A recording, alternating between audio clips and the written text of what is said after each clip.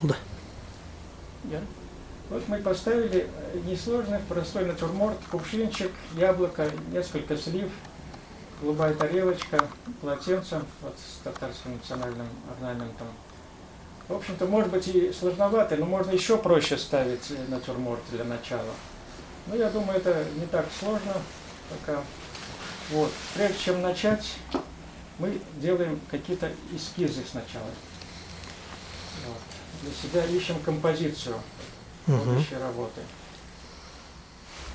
Вот, ну, примерно формат нашей бумаги. И ищем композиционно, как расположить предметы.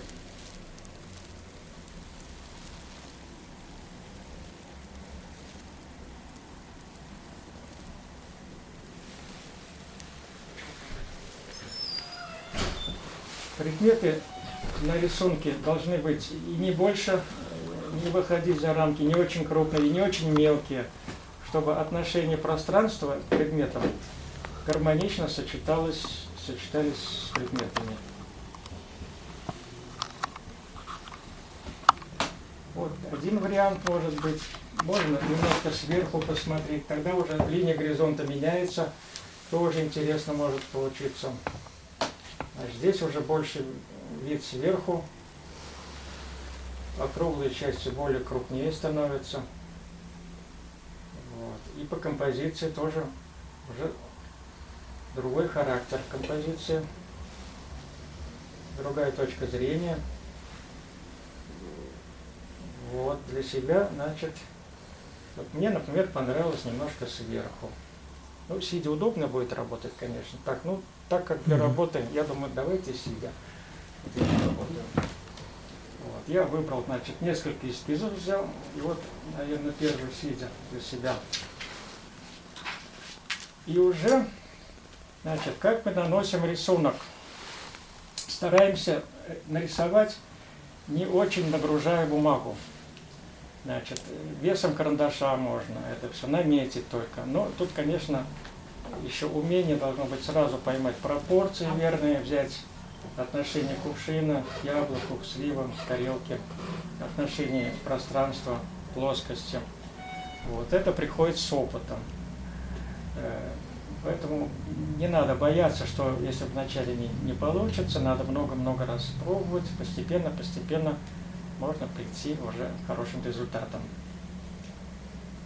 Вот. Значит, ну, можно еще взять другую бумагу такого же размера, нарисовать этот натюрморт. Он там уже есть с теркой, можно стиражкой, значит, поработать, да, и можно много поработать, бумага может загрязниться, засалиться. Потом эту бумагу на стекле можно, значит, через стекло, вот если дома у кого, и чтобы свет падал с той стороны, взять чистую бумагу, наложить уже рисунок такой, загрязненный он может быть, ну или такой, и перевести это так аккуратно, этот рисунок на чистую бумагу, потом эту бумагу наклеить на планшет, и можно начинать работать. Перед работой, конечно, можно иногда бумагу промочить губкой полностью, но надо подождать, пока высохнет. Для чего промочить? Это если вдруг акварель, чтобы хорошо ложилась на бумагу, чтобы не было засаленности. Иногда рука все-таки, как бы чистая рука не была, она все равно немножко имеет, ну, жир, наверное, имеет. Все равно и бумага чуть-чуть жирной становится. Вот. Но если бумагу особо не касаться руками, то можно уже начинать. Да, еще не сказал я о том, что какие кисти должны быть. Кисти, значит, желательно одно большое, ну где-то 14 размер для больших заливок, вторую кисточку поменьше для детализации более мелких предметов. Ну, с опытом можно уже набрать там и побольше кистей, там и 3, и 4 кисти могут быть разного размера. Ну, более опытные уже, кто много работал, уже большой кистью могут и детали делать. Вот.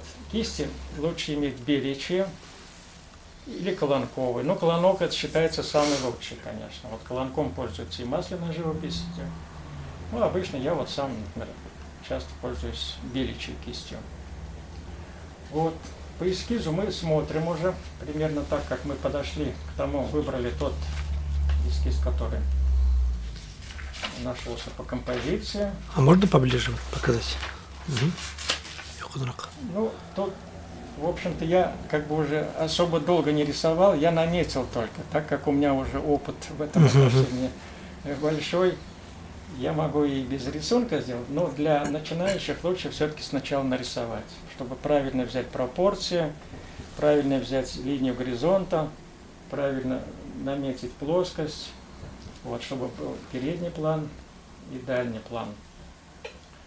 Вот, да, ну еще, конечно, вот во время работы, до работы, или уже во время работы сказать, что освещение лучше, чтобы было боковое, чтобы предмет, хорошо было видно форму предмета, объем этого предмета, так как свет падает, потом идет полутон, потом тень и падающие тени. Это как раз формирует, вернее, создают форму, вот это светотени уже.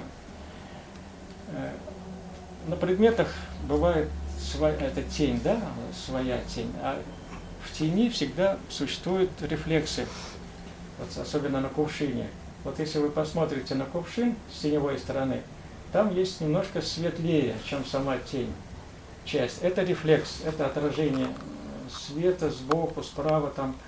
Вот. А со стороны света, самой светлой части кувшина, самая светлая часть это блик.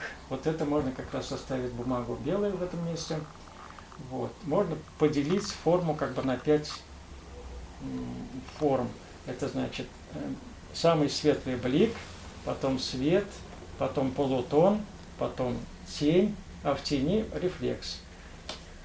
Вот, да, ну, обычно тени обобщают, там детали особо не делают, а рефлекс, тень, вот на всех предметах сначала показывают тени, на самих предметах, а падающие тени изображают обычно уже в конце, впоследствии. Акварельная краска должна ложиться не густо, довольно прозрачно. Вот и почему ценится акварельная живопись, что это прозрачные краски, и чем прозрачнее и по тону взятые верные отношения, то создает хорошее впечатление, хорошая работа получается. Но в том-то и сложность, что нужно взять правильное отношение. Потому что цвета, иногда красный цвет, он более интенсивный, он кажется более темный, допустим, чем желтый там цвет или чем синий там. Но это только из-за цвета. А так вот в отношениях нужно правильно взять отношения эти тональные. Тогда будет воздушная перспектива.